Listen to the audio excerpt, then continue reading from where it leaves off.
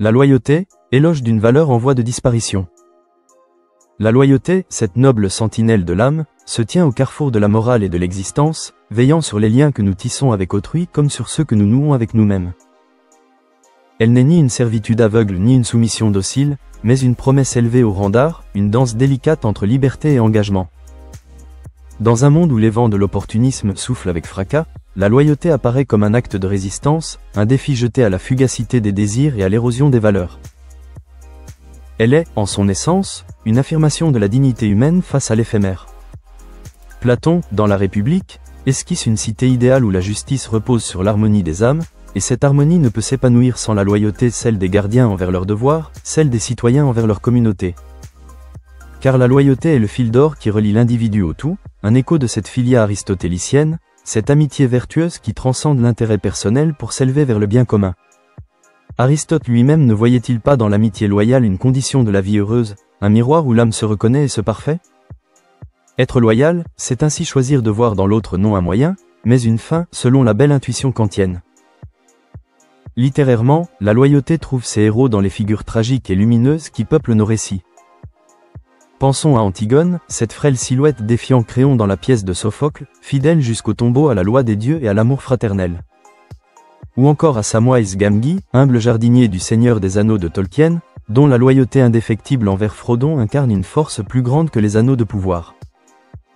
Ces figures nous rappellent que la loyauté n'est pas une faiblesse, mais une puissance douce, une constance qui triomphe là où la ruse et la force échouent.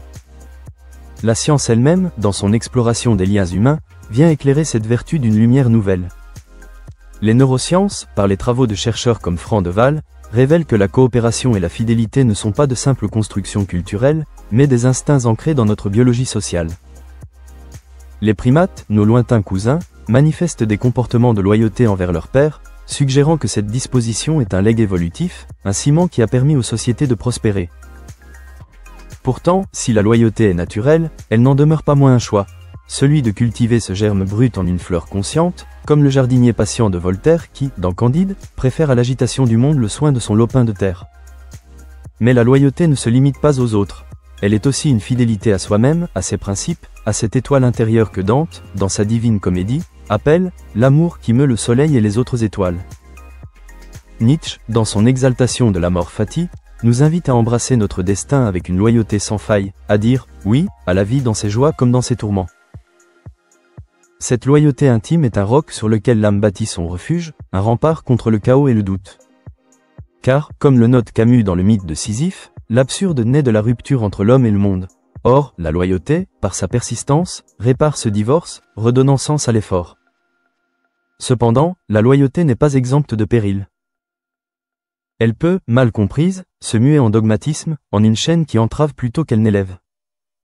Shakespeare, dans Macbeth, nous montre un Banquo loyal jusqu'à la mort, mais aussi un Macbeth dont la fidélité pervertie envers ses ambitions le précipite dans l'abîme. La loyauté véritable, ainsi, exige discernement. Elle n'est pas un serment aveugle, mais une alliance réfléchie, un équilibre entre cœur et raison. En somme, la loyauté est une œuvre d'élégance et de profondeur, une vertu qui transcende les âges et les disciplines. Elle est philosophique par son exigence éthique, littéraire par sa capacité à inspirer, scientifique par ses racines dans notre nature. Elle nous appelle à être des artisans de la confiance, des gardiens de la parole donnée, des poètes d'une fidélité qui défie le temps. Vivre loyalement, c'est choisir la grandeur dans la simplicité, c'est faire de chaque engagement une strophe dans le chant inachevé de l'humanité. Et si le monde vacille, si les trahisons abondent, la loyauté demeure, tel un phare dans la nuit, rappelant que l'honneur et la beauté résident dans la constance d'un cœur fidèle.